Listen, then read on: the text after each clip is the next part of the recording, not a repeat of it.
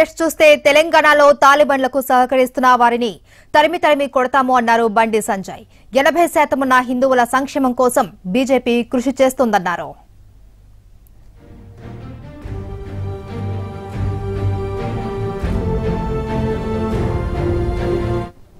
హిందువుల కోసం ఈ తెలంగాణ రాష్ట్రంలో 80% ఉన్న హిందువుల కోసం కష్టపడి అన్నిటికీ తెగించి అన్నిటికీ భరించి దేనికైనా సిద్ధమై హిందూ ధర్మాన్ని హిందూ సమాజాన్ని కాపాడేందుకు కష్టపడి పనిచేసే పార్టీ భారతీయ జనతా పార్టీ.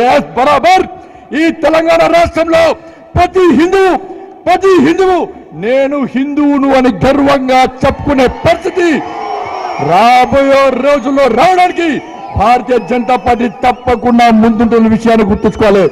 ఎవరి అడ్డా భాగ్యలక్ష్మి దేవాలయం పాత బస్తీ మాది, తెలంగాణ రాష్ట్రం మాది.